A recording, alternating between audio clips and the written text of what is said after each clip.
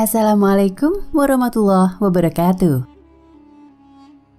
Para fuqaha dari berbagai mazhab diantaranya adalah mazhab yang 4, yaitu mazhab Imam Abu Hanifah, Malik, Syafi'i, dan Ahmad, telah sepakat mengenai bolehnya seorang laki-laki muslim menikahi perempuan ahli kitab atau kitabiyah, yaitu perempuan beragama Yahudi dan Nasrani sesuai firman Allah Subhanahu wa Ta'ala. Dan dihalalkan menikahi wanita-wanita merdeka al-muhsanat di antara wanita-wanita yang beriman dan wanita-wanita merdeka al-muhsanat di antara orang-orang yang diberi Alkitab sebelum kamu. Quran Surat Al-Maidah ayat 5.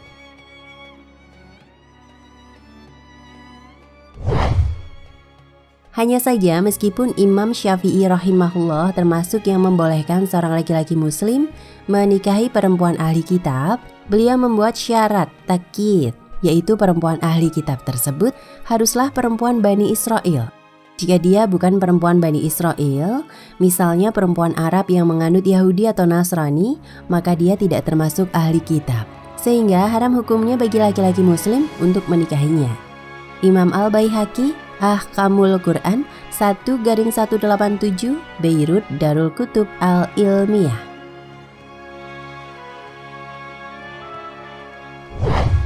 Pendapat Imam Syafi'i tersebut dalam nash atau teks yang asli dari Imam Syafi'i sebagaimana dikutip oleh Imam Baihaqi dalam As-Sunan Al-Kubra 7/173 adalah sebagai berikut. Dan ahli kitab yang halal menikahi wanita-wanita merdekanya adalah ahli, pemilik 2 kitab yang masyhur, yaitu Taurat dan Injil. Mereka adalah orang-orang Yahudi dan Nasrani dari Bani Israel, bukan orang Majusi. Imam Al-Baihaqi, Ahkamul Quran lil Imam As-Syafi'i 1/187 Beirut Darul Kutub Al-Ilmiyah 1975.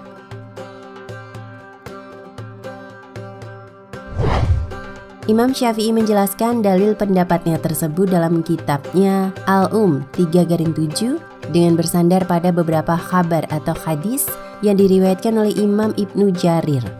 Di antaranya khabar dari Atha yang berkata, orang-orang Nasrani Arab bukanlah ahli kitab, karena ahli kitab itu hanyalah orang-orang Bani Israel yang datang kepada mereka kitab Taurat dan Injil. Adapun siapa saja yang masuk ke dalam mereka menjadi penganut Yahudi dan Nasrani dari kalangan manusia bukan Bani Israel, maka mereka itu tidaklah termasuk golongan mereka, ahli kitab. Nuruddin Adil, Mujadalah ahli kitab fi Al-Quran Al-Karim wa As-Sunnah An-Nabawiyah halaman 79, Riyadh, Maktabah Ar-Rushd 2007.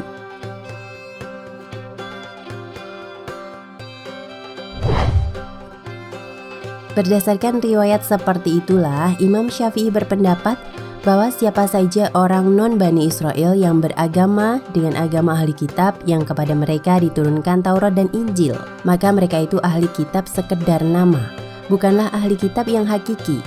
Imam Al-Baihaqi, Ahkamul Quran 2/57. Pendapat Imam Syafi'i tersebut kemudian dijelaskan lebih lanjut oleh para ulama mazhab Syafi'i seperti Imam Al-Khatib Al-Syarbaini, pengarang kitab Al-Mughni Al-Muhtaj 3/187, dan Imam Nawawi, pengarang kitab Al-Majmu' 2/44. Dikatakan bahwa menikahi perempuan ahli kitab dari kalangan Bani Israel dihalalkan, karena berarti perempuan itu adalah keturunan orang Yahudi atau Nasrani. Kitabnya masih asli dan belum mengalami perubahan, tahrif. Sedang perempuan ahli kitab yang bukan keturunan Bani Israel haram dinikahi karena mereka adalah keturunan orang Yahudi atau Nasrani yang ketika pertama kali masuk agama Yahudi dan Nasrani, kitabnya sudah tidak asli lagi atau sudah mengalami perubahan atau tahrif, kecuali jika mereka menjauhi apa-apa yang sudah diubah dari kitab mereka. Lihat Wahbah Az-Zuhaili Al-Fiqih Al-Islami wa Adillatuhu 9/147. Pendapat yang rajih atau kuat adalah pendapat jumhur ulama yang membolehkan laki-laki muslim menikahi perempuan ahli kitab secara mutlak, baik perempuan itu dari Bani Israel maupun bukan dari Bani Israel.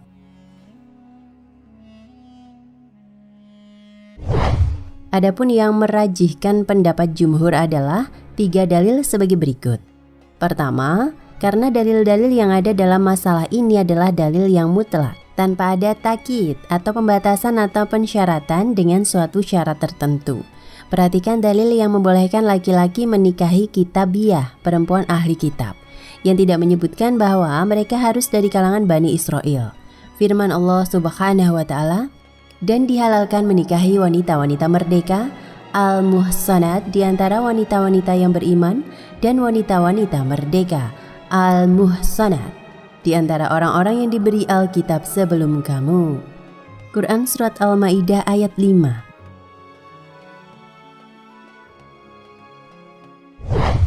Ayat di atas mutlak, yaitu membolehkan menikahi perempuan muhsanat yang diberi Alkitab sebelum umat Islam, tanpa menyinggung sama sekali bahwa mereka itu harus dari keturunan Bani Israel. Dalam hal ini berlakulah kaidah usuliyah yang menyebutkan al-mutlaqu yajrid ala itlaqihi malam yarid dalilun yadulu ala at-taqyid. Dalil yang mutlak tetap dalam kemutlakannya selama tidak terdapat dalil yang menunjukkan adanya pembatasan. Wahbah Zuhaili Ushul al-Fiqih al-Islami 1/208.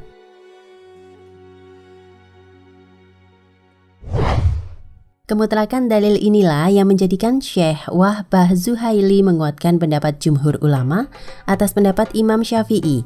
Syekh Wahbah Zuhaili berkata, pendapat yang rajih bagi saya adalah pendapat jumhur, berdasarkan kemutlakan dalil-dalil yang memutuskan bolehnya wanita-wanita ahli kitab tanpa ada takyid atau pembatasan dengan sesuatu atau syarat. Wahbah Az-Zuhaili al-Fiqih al-Islami wa adillatuhu 9/147. Dengan ini jelaslah bahwa ahli kitab itu tidak hanya dari keturunan Bani Israel saja, melainkan siapa saja yang beragama Yahudi dan Nasrani, baik dia keturunan Bani Israel maupun bukan keturunan Bani Israel. Kedua, karena tindakan Rasulullah Shallallahu Alaihi Wasallam, af'al Rasulullah dalam memperlakukan ahli kitab seperti menerapkan kewajiban membayar jizyah atas mereka, menunjukkan bahwa yang menjadi kriteria seseorang digolongkan ahli kitab adalah agamanya, bukan nenek moyangnya, yaitu apakah nenek moyang mereka itu ketika pertama kali masuk Yahudi atau Nasrani, kitabnya masih asli ataukah sudah mengalami perubahan atau tahrif dan pergantian atau tabdil. Imam Ibnul Qayyim al-Jauziyah telah menjelaskan hal itu dalam kitabnya Zadul Ma'ad 3/158 dengan perkataannya, orang Arab adalah suatu umat yang pada asalnya tidak ada sebuah kitab di tengah mereka. Setiap kelompok dari mereka beragama dengan agama umat-umat yang berdekatan dengan mereka. Maka Rasulullah Shallallahu Alaihi Wasallam memberlakukan hukum-hukum jizyah, dan beliau tidak mempertimbangkan nenek moyang mereka, juga tidak mempertimbangkan orang-orang yang masuk ke dalam agama ahli kitab. Apakah dulu masuknya mereka itu sebelum terjadi penghapusan atau nasah dengan turunnya Al-Quran dan penggantian atau tabdil, tahrif terhadap Taurat dan Injil, ataukah sesudahnya? Ibnul Qayyim al-Jauziyah Zadul Ma'ad 3/158, lihat Nuruddin Adil Mujadalah ahli kitab fi Al-Quran Al-Karim wa As-Sunnah An-Nabawiyah halaman 80.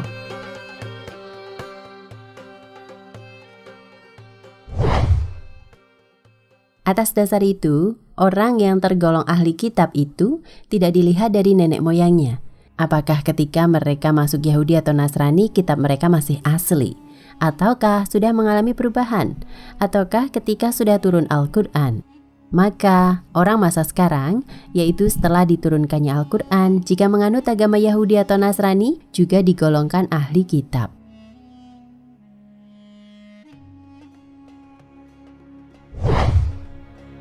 Ketiga, ayat-ayat Al-Quran yang turun untuk pertama kalinya dan berbicara kepada orang Yahudi dan Nasrani pada zaman Nabi Muhammad SAW sudah menggunakan panggilan atau sebutan ahli kitab untuk mereka. Padahal pada saat itu sudah menyimpang dari agama asli mereka, bukan orang-orang yang masih menjalankan kitabnya yang murni atau asli. Misalnya firman Allah Subhanahu wa Ta'ala, katakanlah Muhammad, Wahai ahli kitab, kamu tidak dipandang beragama sedikit pun hingga kamu menegakkan ajaran-ajaran Taurat, Injil, dan Al-Quran yang diturunkan kepadamu Muhammad dari Tuhanmu. Quran Surat Al-Maidah ayat 68.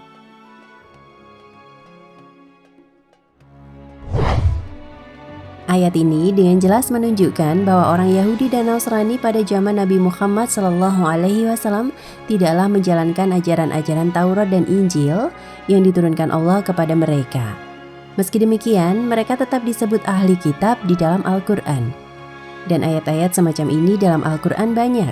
Nuruddin Adil, Mujadalah Ahli Kitab fi Al-Quran Al-Karim wa As-Sunnah An-Nabawiyah, halaman 80.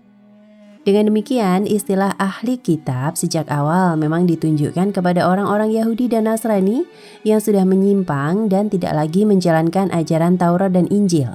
Sedangkan ahli kitab bukan ditujukan kepada orang Yahudi dan Nasrani yang masih asli kitabnya atau masih lurus menjalankan agamanya. Jadi tidak benar anggapan bahwa saat ini sudah tidak ada lagi ahli kitab dengan alasan istilah ahli kitab ditujukan untuk orang Yahudi dan Nasrani yang masih asli kitabnya. Pendapat ini tidak benar. Berdasarkan 3 dalil di atas, jelaslah bahwa pendapat yang rajih atau kuat adalah pendapat jumhur ulama yang membolehkan laki-laki muslim menikahi perempuan ahli kitab secara mutlak, baik perempuan itu dari Bani Israel maupun bukan Bani Israel. Baik nenek moyang mereka masuk agama Yahudi dan Nasrani ketika kitabnya masih asli maupun ketika kitabnya sudah mengalami perubahan atau tahrif. Baik sebelum diturunkannya Al-Quran maupun sesudah diturunkannya Al-Quran. Kesimpulannya, seorang laki-laki muslim hukum asalnya mubah menikahi perempuan ahli kitab.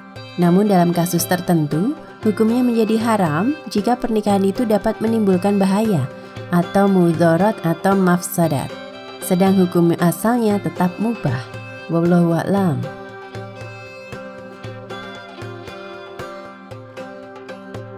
Nah pemirsa Ensiklopedia Al-Fatih, sampai di sini perjumpaan kita kali ini. Semoga menginspirasi.